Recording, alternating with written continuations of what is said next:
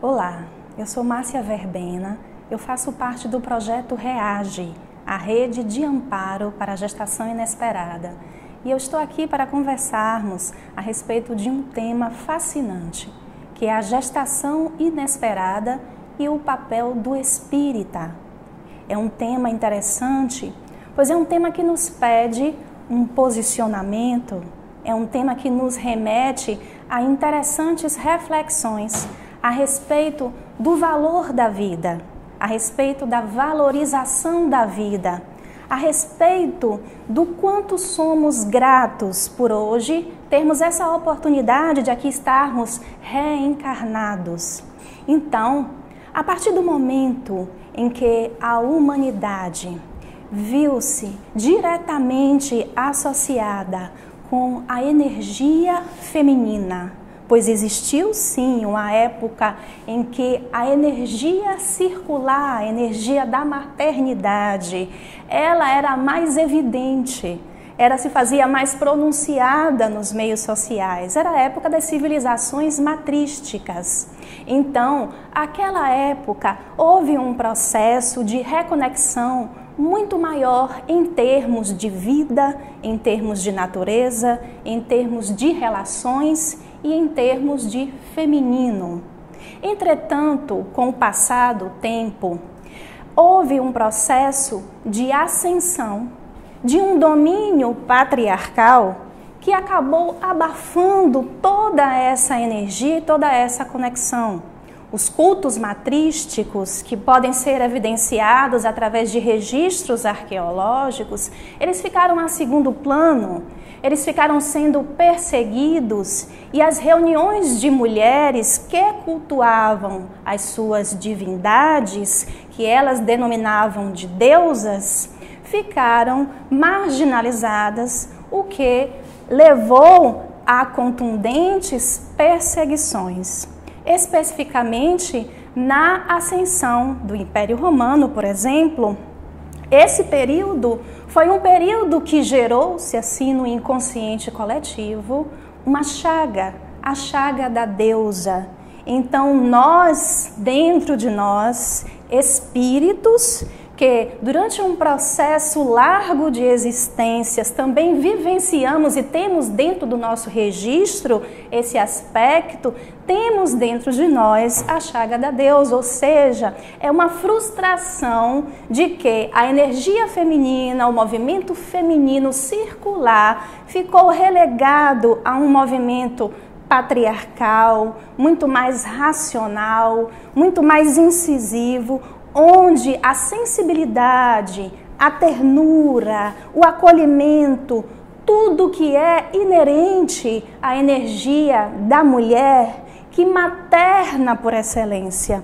A mulher, ela é mãe por excelência, pois ela, mesmo não gerando frutos do próprio ventre, ela consegue maternar a tudo e a todos.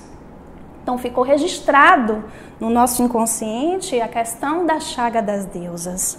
Isso leva a nós, seres humanos, que temos um sentimento inato, inerente de liberdade grandioso, a realizar diferentes movimentações para conquistar mesmo esta liberdade.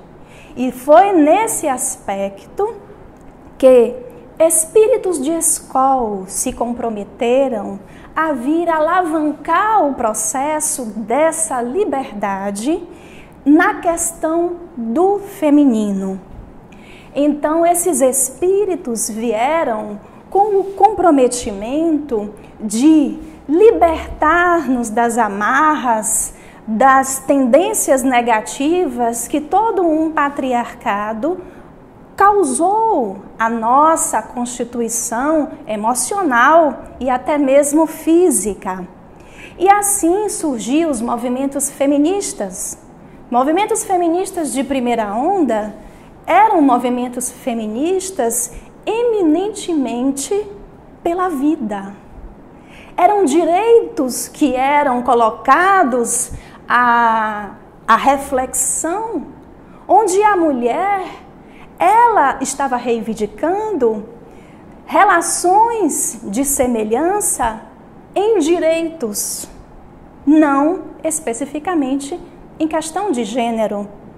Pois a nossa Constituição física, quer homem, quer mulher, ela possui diferenças fundamentais que, enquanto espíritos imortais, ora abrigando a Constituição física feminina, desenvolvemos aspectos próprios do psiquismo feminino que são fundamentais para nosso crescimento, para nossa evolução, assim como no aspecto masculino.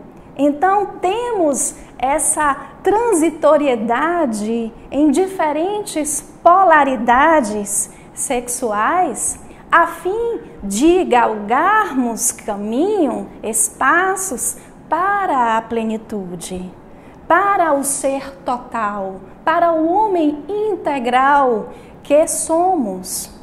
E nesse aspecto, os valores da maternidade em questão, eles estão na atualidade relegados em planos por ora perigosos. Recordo muito bem da fala da doutora Marlene Nobre, que muito nos instruiu, que deixou um legado grandioso no campo da ciência, da saúde, da espiritualidade. Ela dizia com veemência que a vida é um bem outorgado. Sim, a vida é um bem outorgado. Nós estamos aqui com oportunidade de recomeço porque a nossa mãe nos oportunizou, o nosso pai, este encontro, né? E a mãe se fez veículo de vida, co-criadora com Deus, para que possamos aqui estarmos realizando, crescendo e nos aprimorando. Os espíritos são categóricos quanto às definições em relação à gestação, em relação à maternidade. E nós precisamos a todo instante relembrar disso. Dentro desse movimento feminista, onde espíritos de escola vieram nos ajudar nas reflexões, muito ao longo do tempo se perdeu daquelas reflexões primordiais, onde gerou-se um atrito, onde gerou-se uma espécie de revide coletivo. Que revide é esse? Revide em relação a um patriarcado que muito feriu, que muito adoeceu e que ainda adoece, pois ainda vivemos em regime desta semelhança. Mas esse movimento de revide nada mais é do que querer se igualar ao que o patriarcado tem de pior, o que não é nada a nível de evolução, a nível de crescimento e construção favorável à nossa caminhada. E assim percebemos que a temática, por exemplo, do abortamento provocado é uma temática muito em voga na atualidade, é um ponto nevrálgico social. É uma temática que nos pede um posicionamento, principalmente nós, espíritas, cristãos, que somos, pois é uma temática que nos faz acionar o sentimento de humanidade em relação aos indefesos, em relação aos sem voz, em relação à mulher ultrajada, abandonada, atormentada em suas questões, que muitas vezes é incentivada ao abortamento pelo seu companheiro e por pessoas que se dizem de um ideal de liberdade e que essa liberdade ela se constitui em uma falácia ilusória, porque o direito fundamental à vida é direito de todos. E eu não posso, enquanto ser, me tornar livre quando aprisiono, quando retiro o direito de outras pessoas. E assim se faz. Então é preciso, nesse instante, ainda mais quando as leis estão aí em ebulição, e os movimentos sociais também, para que possamos ter este posicionamento. A doutrina espírita, ela é grandiosa e é rica de fundamentações e de conhecimento para que possamos acessar com grande certeza, sem medo de errar, no aspecto das reencarnações e do direito à vida. Por exemplo, o livro Missionários da Luz, que é um livro de André Luiz, a psicografia de Francisco Cândido Xavier, é um verdadeiro tratado de reencarnação. Através da reencarnação do espírito Segismundo, verificamos como se dá, passo a passo, todo o processo reencarnatório, desde o planejamento, desde como se organizam os espíritos construtores. Os espíritos construtores são espíritos que possuem uma tarefa específica de viabilizar, de facilitar o processo reencarnatório, um trabalho árduo, um trabalho difícil, que quem já leu o livro vê passo a passo, e de uma magnitude infinita, grandiosa, desde esse planejamento, de como será o corpo, de como será a constituição somática daquele espírito, de como será a organização dos pais, o encontro para a concepção, aspectos emocionais do espírito reencarnante, do pai, da mãe, toda a conjuntura que se faz necessária ao processo reencarnatório. No livro Ação e Reação, também do espírito André Luiz, ele traz considerações a respeito das repercussões, por exemplo, do abortamento provocado na constituição psíquica e nas malhas perispiríticas daqueles que se comprometem com tal ato. Muitas vezes falamos do abortamento provocado e nos remetemos à mulher, sim, pois a mulher se faz veículo. Entretanto, o pai, o familiar que por hora possa estar induzindo ao ato, a amiga, o profissional que se comprometeu fazendo do seu ato um profissionalismo vulgar, pois aquele que passa por um período estudando para a vida, para promover vida e saúde, é inadmissível que se passe, que se invista esse tempo maquinando para promover a morte.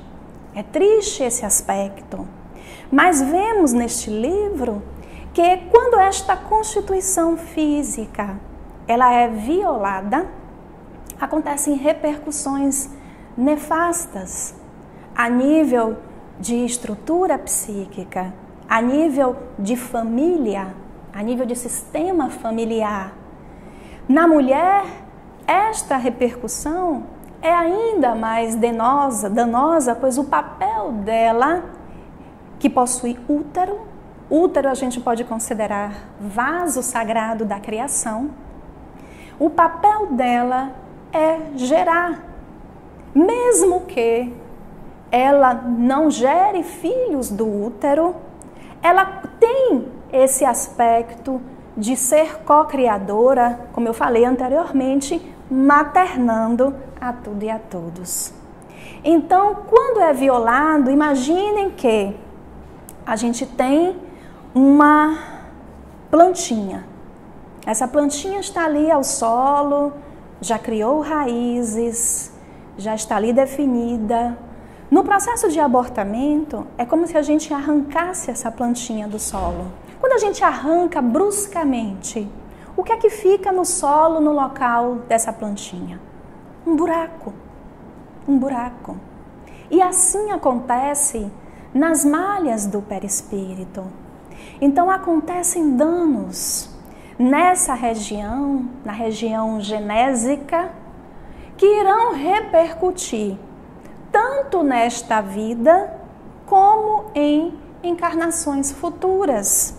Então, vários aspectos de metrites, de gestações ectópicas, de cânceres, já são atestados, inclusive pela ciência, que podem ocorrer esta repercussão no corpo da mulher. E em se tratando de repercussões, a gente pode trazer esse paralelo também para o homem que aborta, para o homem que se compromete também, onde na área genésica ele também é comprometido de importantes repercussões de doença, repercussões físicas neste aspecto, fora as repercussões psíquicas. E nós espíritas sabemos que existe uma repercussão ainda muito mais danosa, invisível aos olhos da carne, onde nós atestamos a influência dos espíritos.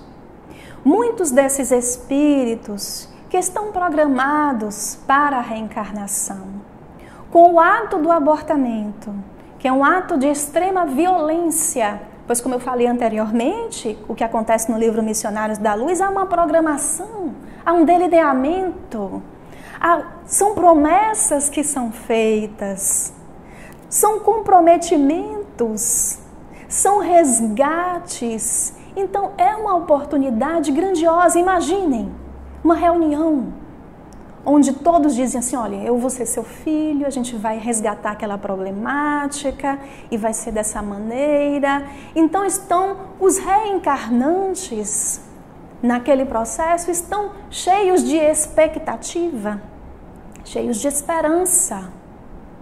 É só remetermos a nós mesmos.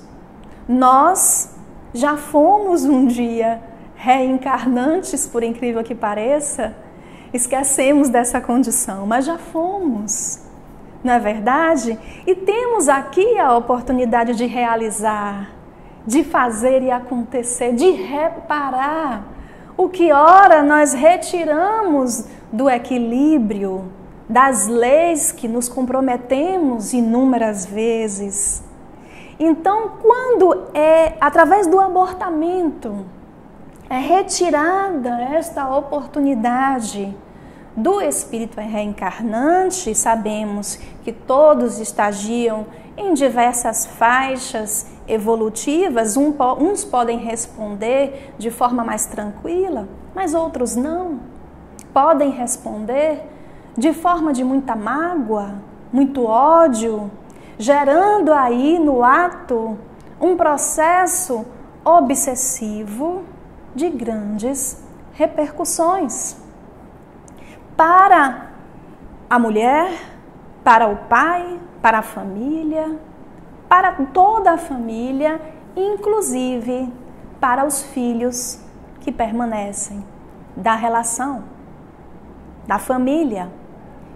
Um estudo que li recentemente traz a respeito desse aspecto do que acontece na família daqueles filhos que ficaram, que não foram abortados. Como eles respondem quando a mãe, por exemplo, sofreu um processo de abortamento, né, e verificou-se que os filhos que ficam, eles respondem com várias repercussões emocionais, como depressão, como síndrome do pânico e outras correlatas, que se a gente for fazer a associação com o processo obsessivo, nada mais é do que a influência dos espíritos que foram ultrajados, que foram retirados da vida de forma brusca. O sentimento de pertencimento, por exemplo, é um sentimento que nos anima e que nos agrada muito. Todo mundo quer pertencer. Lembro, assim, quando éramos pequenos, na época da escola, que tinha uns grupos que a gente se afinizava mais e a gente queria fazer parte e pertencer. E ali a gente investia para pertencer a determinado grupo. E quando a gente não consegue fazer isso, o sentimento de frustração é muito grande. Lembra, por exemplo, dos bullings da escola. Os bullings é uma forma de exclusão, onde a pessoa é retirada desse sentimento de pertencimento. O pertencimento nos dá conforto, nos dá segurança, nos dá uma certa reafirmação de identidade de tudo o que comungamos. Então todos querem pertencer. Agora aconteceu essa tragédia, esse crime ambiental da barragem de Brumadinho, que estamos todos comovidos, observando, os resgates, realmente nos faz reflexionar vários aspectos de vida. E eu lembrei que a época da barragem de Mariana, de São Marco, uma notícia me chamou bastante atenção. Na internet, observei que uma moça denominada Priscila Monteiro, de 28 anos, ela expressou uma atitude muito peculiar e difícil de se encontrar, e que fiquei encantada com a nobreza e a certeza da convicção dessa mulher. Essa mulher foi vítima da barragem de Mariana, foi arrastada de sua residência pela lama, ela, o esposo, a filha, e ali naquele processo do arrastamento, ela estava gestante de 3 meses, e ela relata assim: eu fui arrastada, eu fui levada pela lama, e ali, na lama, eu senti a dor do aborto. Ali, o meu filho foi arrancado de dentro das minhas entranhas. Meu maxilar saiu do lugar, tive costelas perfuradas, tive sérias repercussões, mas eu sobrevivi e o meu filho não. Ele já tinha um nome, ele já tinha enxoval preparado, ele estava sendo muito esperado, muito querido por mim e por toda a minha família. Então, quando foram catalogadas as vítimas da barragem, disseram que eram 19 vítimas. Entretanto, Priscila Monteiro entrou na justiça. Não são 19, são 20. O meu filho já existia. E quando li a garra e a fortaleza dessa mulher de constituir advogado, de levar o seu verbo para uma empresa grandiosa em termos de poder econômico, ela passou por situações de constrangimento, onde disseram que ela não estava grávida, ela teve que provar que estava grávida. Ela teve que provar que ela não estava se utilizando daquela fala para benefício econômico. E ela conseguiu, na justiça, que o bebê dela fosse reconhecido como mais uma vítima da barragem de Mariana. E isso me faz remeter ao sentimento de pertencimento. Para Priscila Monteiro, o seu bebê já pertencia. Por que eu falo bebê? Vocês podem reflexionar, mas não era um bebê, era um feto, não é? Mas quando uma mulher, ela se descobre gestante, ela já é mãe. Ela já é mãe. Porque existe nesse processo uma fatalidade que é o contínuo corpóreo. Momentos de concepção, fecundação, desenvolvimento, passo a passo, já se constitui um ser. Então, questionar sobre início da vida ou não é perda de tempo, porque a ciência já nos atesta e a questão que teimam ainda em ressurgir esse questionamento de início da vida, hoje, na atualidade, não tem sentido. É um fato que se conhece muito bem. Então, é um bebê. Quando a gente utiliza expressões feto, embrião, a tendência que se tem em voga nesse contexto social é fazer com que eufemismos venham à tona a fim de desumanizar esse aspecto.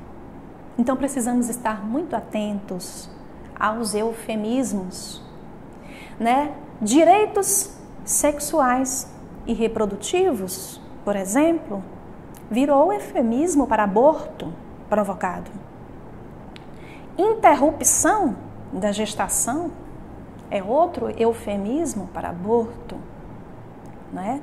Liberdade de mulheres de decidir é outro eufemismo grave para aborto.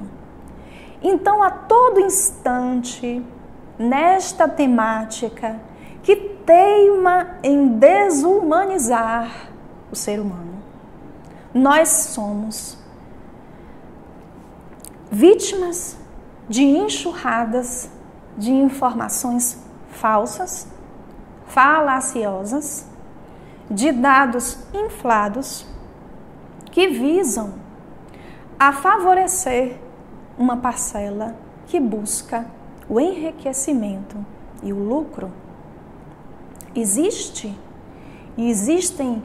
filmes maravilhosos que podem atestar, existe uma indústria do aborto no mundo que lucra cifras, valores vultuosos em cima da morte de indefesos e sem voz e do desastre da vida e da saúde de mulheres que não foram bem instruídas, fragilizadas. Essa indústria do aborto, por exemplo, ela ganhou um boom nos anos 70, nos Estados Unidos, onde o famoso caso Roe versus Wade. Roe versus Wade foi um caso que era como se fosse abriu as portas para um karma coletivo de grandes proporções para aquela nação e outras regiões do mundo que acabam atingindo diretamente a nós, como está atingindo agora, né? Aquela época, uma mulher, ela forjou uma espécie de estupro. Ela engravidou, mas ela disse que era estupro, foi estuprada, e na verdade não foi. Depois a gente vai ver que não foi, que foi uma mentira, uma falácia, né? Ela foi incentivada por ONGs abortistas, por movimentos políticos da época, e ela colocou o Estado, né, na justiça, dizendo que tinha o direito de abortar aquele filho. Então, gerou, naquela época, uma grande movimentação social, de discussões, pessoas a favor, pessoas contra e tal, de grandes interesses, mas na verdade o que estava por trás eram os tentáculos da indústria do aborto, que queria se instalar naquele instante. Ela ganhou na justiça. Então, a partir daquele instante, os Estados Unidos liberou o aborto. Entretanto, ela gerou a criança. Ela não deu tempo e ela gerou a criança. Ela entregou a criança para adoção. Passado um período, ela se arrependeu. Se arrependeu amargamente, assim, e os relatos dela, e o esforço que ela fez para que retornasse aquilo, para que ela pudesse voltar atrás. Nossa, ela se arrependeu, foi uma mentira. E dessa mentira, vidas até hoje são ceifadas. A mesma coisa o Dr. Bernard Nathanson. Dr. Bernard Nathanson, à época dessa campanha pró-escolha, que é o nome que utilizam, pró-choice, ele era um eminente ginecologista obstetra e estava à frente também desta campanha. Entretanto, naquela época, até então, não existiam exames de imagem perfeitos, que se pudesse verificar toda a movimentação intrauterina. Mas ele conseguiu, naquele instante, um aparelho, que era um aparelho de ponta, e resolveu observar o que acontece dentro do útero à hora do abortamento provocado. Isso está relatado, tá? Se vocês quiserem, no documentário O Grito Silencioso, onde o passo a passo do abortamento provocado e como é que o bebê reage à canícula que é introduzida, como ele reage se esquivando daquele objeto, e ele abre a boca à menção de realmente dar um grito naquele processo. O quanto doloroso. E a partir daquele instante, Dr. Bernard Nathanson se converteu num dos maiores nomes pró-vida do mundo. O Dr. Bernard Nathanson também quis reparar os danos, quis voltar atrás e percebeu o equívoco, o grande erro que aconteceu. Então hoje, nos Estados Unidos, em diversas regiões do mundo, onde o aborto ele é legalizado, a gente percebe uma cadeia, uma rede de indústria do aborto mesmo, né? Algumas redes, inclusive, com disfarce de educação sexual.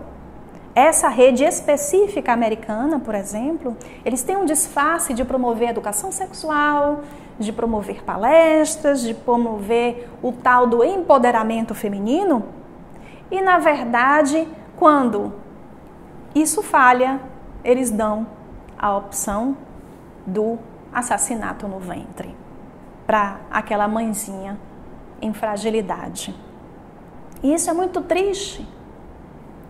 Outro filme que ainda não chegou no Brasil, mas que eu particularmente estou ansiando para que venha, que é o filme sobre o Dr. Gosnell. O Dr. Gosnell, um médico também do Alabama, esse médico, ele era filiado a essa rede da indústria do aborto. Entretanto, os seus funcionários catalogaram algumas evidências da clínica que são evidências de filme de terror. Ali eram encontrados, né, os embriões, os bebês eram nascidos vivos, ou seja, era praticado o aborto, mas o aborto não deu certo, digamos assim. Então ocorreu o nascimento. E ali eram deixados para morrer. Então, de um aborto mal sucedido, crianças nasciam vivas e eram deixadas para morrer. Além de toda a estrutura da clínica, de falta de higiene, de coisas que eram armazenadas, isso tudo foi catalogado. Dr. Gosnell, ele foi à justiça e foi um caso de grandes proporções também para a justiça, o caso de Dr. Gosnell. Então, o filme ele está em evidência nos Estados Unidos. Foi um filme que foi muito combatido, porque foi um filme que foi realizado com recursos próprios, que ninguém tinha interesse financeiro. né, de investir num filme que fosse contra todo o interesse de grandiosas proporções, de grande poder que está por trás disso. Mas o filme rodou. Então é o filme do Dr. Gosnell, né? O serial killer, o subtítulo é o serial killer, Dr. Gosnell. Outro filme, um documentário fantástico, que foi produzido pela sobrinha do Martin Luther King Jr. Então a gente já vê aí na hereditariedade aquela força, né? A sobrinha do Martin Luther King Jr. produziu o Blood Money, que é um documentário que também está disponível no YouTube. O Blood Money, ele realmente vem atestar qual é o interesse real que existe por trás da legalização do aborto. Quando eu digo legalização e não descriminalização, porque se a gente for parar para ler os textos, para verificar os textos, a intenção do texto é legalizar o ato. A intenção do texto não é descriminalizar, não é poupar a mulher, é legalizar, é tornar o ato permissivo. E isso a gente não pode admitir enquanto ser humano que somos. Isso não pode fazer parte da nossa omissão ou da nossa conivência. Não faz parte do cristão que somos. E nesse filme, Blood Money, ela relata passo a passo tudo o que acontece na indústria do aborto, relata inclusive relatos de mulheres que cometeram o ato e que hoje se arrependem amargamente. É possível constatar, nós que trabalhamos com atendimento fraterno, que trabalhamos com grupos de mulheres, com grupos de gestantes, com mamães, que sempre quem tem um caso desses, ou já vivenciou isso, ou tem um caso desse na família, se arrepende amargamente. Não é algo que gostaríamos que nenhuma mulher vivenciasse tal situação de pesado ônus e de grandes proporções. Em hipótese nenhuma, em hipótese alguma, quando falamos de ser contra e nos posicionarmos contra o aborto, nós não nos posicionamos contra quem aborta. É diferente, é muito diferente. Nós somos pró-mulher, antes de tudo.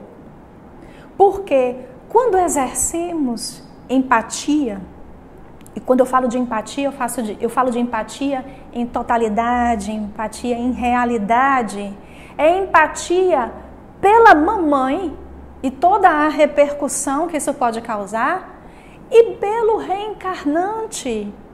Porque precisamos fazer a seguinte pergunta: e se o abortado fosse eu?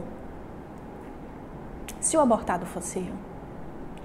Então, nesse aspecto, não existe questão de ser contra quem aborta ou de condenar quem aborta.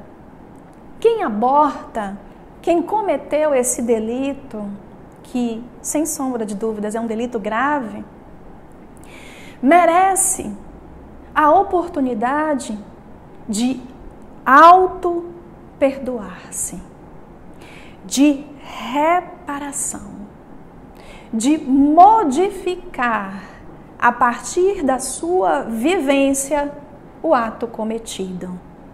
E isso é grandioso, pois sabemos da misericórdia divina e sabemos que a cada instante, a cada dia que se renova com Ele, chegam grandes oportunidades de recomeço. Pessoas que cometeram deslizes e crimes graves, que eu falo nem que seja o aborto, que podem, através do processo de realização do bem operante, vir a modificar todo esse quadro, todo esse contexto e gerar bônus de grandes proporções para muito mais. Então é nesse aspecto que viemos assim a estabelecer, agora eu falo de nós mulheres, implementar esse sentimento de real sororidade. Sororidade é uma palavra que hoje está bem em voga, que é o feminino, né, da fraternidade. Então, sororidade, esse prefixo soror, a gente lembra soror e Juana Inês de la Cruz, por exemplo, a nossa querida Joana. Então, é sororidade, é irmandade. E existe esse sentimento, sim, nós mulheres sabemos, esse sentimento é inato de mulheres que se jogam em busca da outra, de acolher, de amparar. Amparar é não deixar cair. Amparar não é ficar omisso e conivente à decisão do outro, mesmo sabendo que aquela decisão vai ser danosa. Não, é dizer, não é por aí. Eu posso te ajudar. Existe essa possibilidade para você não cair. Isso é amparar. Quando veio à nossa mente o projeto REAGE, que é a rede de amparo para a gestação inesperada, os espíritos nos trouxeram este termo, gestação inesperada. Eu achei algo curioso e ao mesmo tempo grandioso. E me questionei, por que não gestação indesejada? E aí eles responderam, gestação indesejada remete a uma crença negativa. Quando você diz que a gestação é indesejada, você está reforçando algo negativo de um acontecimento que só visa o bem, a luz e o amor. E quando você diz gestação não planejada, você está incorrendo a erro. É uma falácia. Gestação não planejada não existe. Toda a gestação, todo o nascimento, o renascimento, ele é planejado. Existe uma programação por trás disso. Então, qual é o termo correto? Em se tratando de nós, reencarnados que estamos, gestação inesperada. Esse é o termo que deve ser utilizado, porque como eu falei anteriormente, a linguagem, ela tem um peso muito grande. E nessa temática do abortamento, utiliza-se de desonestidade mesmo, em termos de linguística, para que nós venhamos a absorver alguns conceitos errôneos e desumanizar. E não é por aí que isso deve acontecer. Há pouco tempo, eu tive a oportunidade de viajar para um evento grandioso, que eu confesso que foi um evento que foi divisor de águas nessa tarefa de valorização da vida que vemos empreendendo. Foi um evento que aconteceu em São José dos Campos, uma instituição católica, a Associação Guadalupe, oportunizou um evento de valorização e defesa da vida. Nós fomos. Chegando lá, fomos recebidos na Associação Guadalupe. A Associação Guadalupe é um local, uma casa de acolhimento a gestantes em vulnerabilidade. Ficamos encantados com toda a organização e a amorosidade que aquele trabalho exalava. Não tivemos vontade de sair do ambiente. Pense um ambiente casa de mãe, casa de vó, aquele ambiente acolhedor, onde mulheres estavam ali desenvolvendo atividades, várias barrigudinhas de várias idades gestacionais, um painel, um mural grandioso de bebês que nasceram ali, onde elas estão capacitadas ao mercado de trabalho, todas as suas necessidades são supridas, enxovais, então braços fortes e amorosos em movimentos. Então ali eu pude atestar o bem em ação. E mais do que isso, a Associação Guadalupe recebeu pessoas, que existe um termo chamado termo Provida, essas pessoas que lutam, que se dedicam para defender a vida, elas são chamadas de Provida no mundo inteiro. E ali a Associação Guadalupe recebeu diversas pessoas do Brasil e do mundo. Então eu pude ter contato com pessoas que já realizam trabalhos grandiosos no Brasil e no mundo. E mais do que isso, fiquei encantada com uma instituição que existe lá em Maringá, que se chama Lar Preservação da Vida.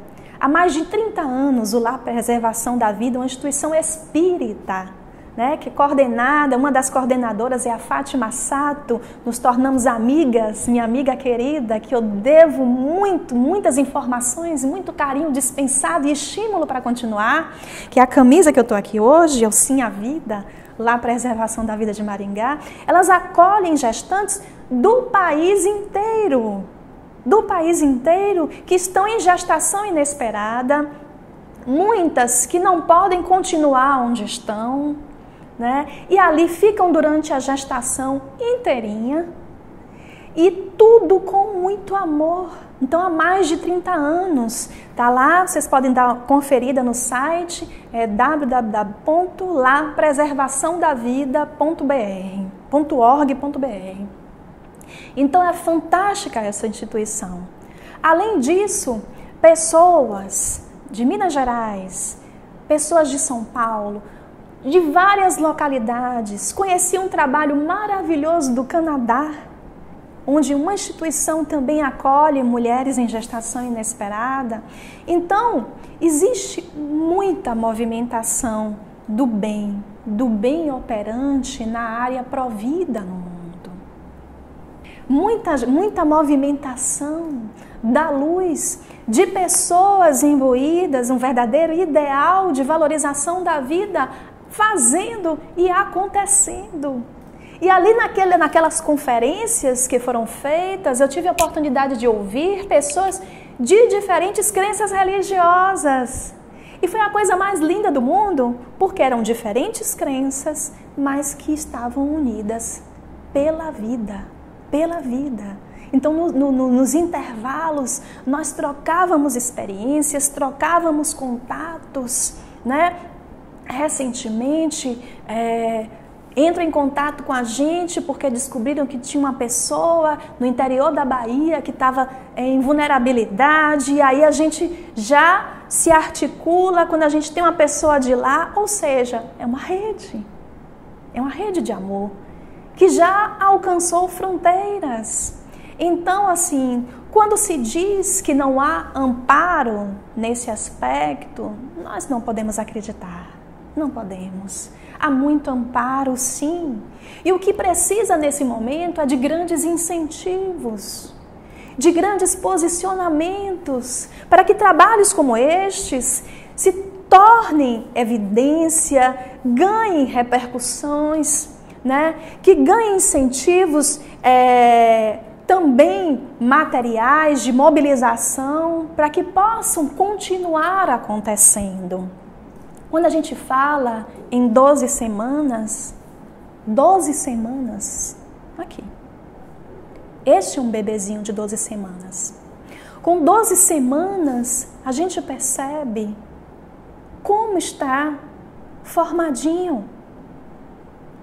Como já tem tudo. Cabeça, já tem membros.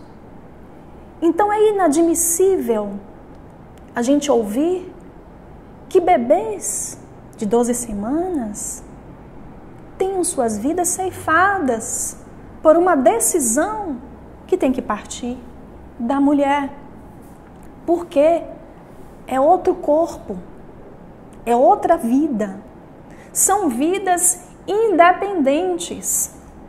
Quando o bebezinho está no líquido amniótico, na bolsa amniótica, há uma separação do corpo da mãe.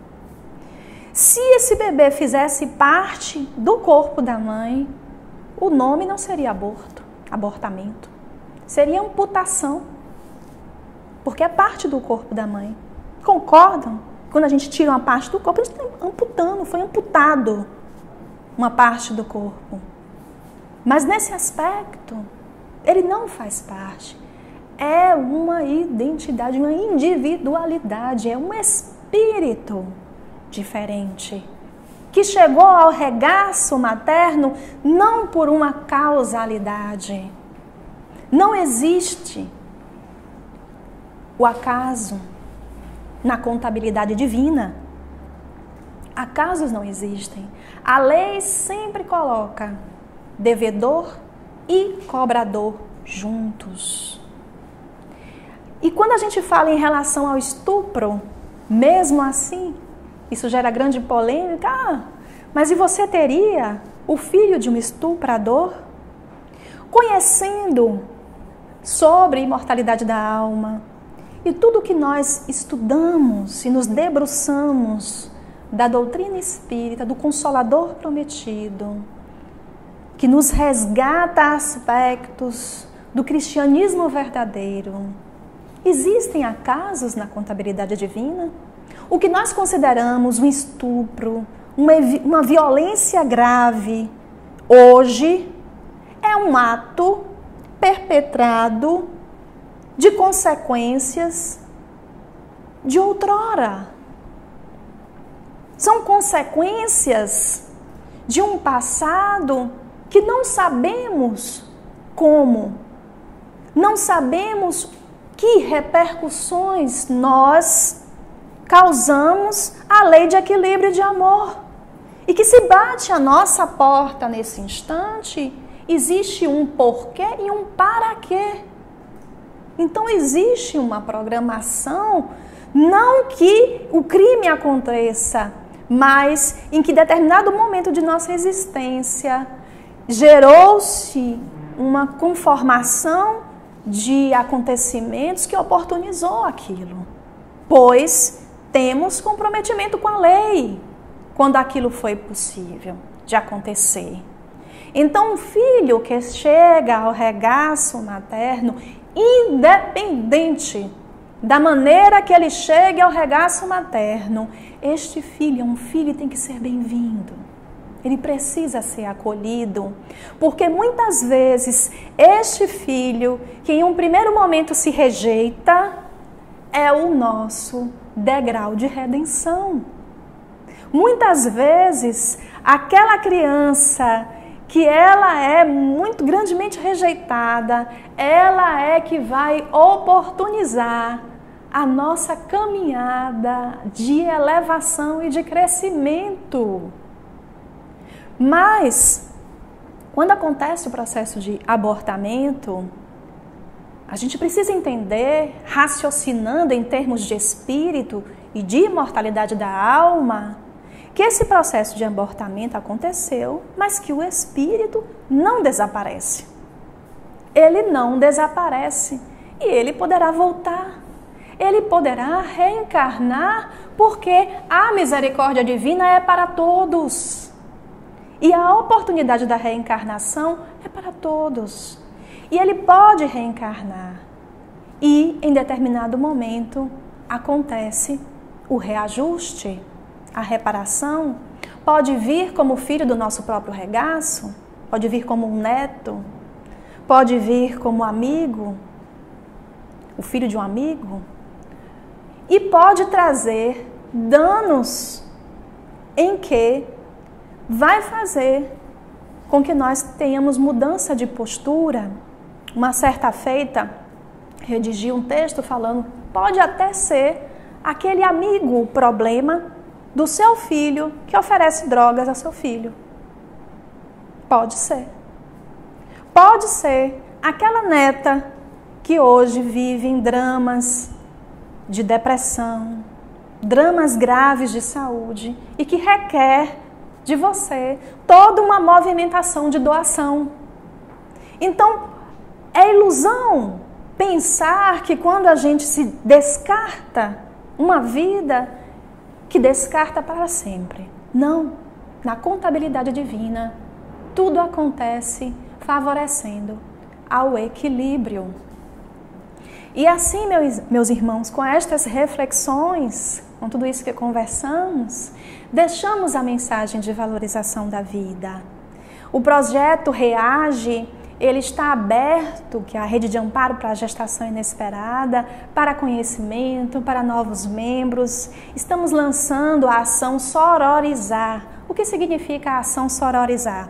Essa ação visa a criação de um banco de dados, um cadastro de mamães e ou familiares que venham a se comprometer em doar seus enxovais e objetos de bebês em uma espécie de doação continuada. A gente sabe que enxoval de bebê, roupinha de bebê, perde muito rápido, né? Eles crescem rápido demais, perde rápido e quando perde fica tudo muito novinha, muito bonitinha. Então nós captamos essas doações, nós lavamos, nós separamos e nós dispensamos para outras mamães em vulnerabilidade.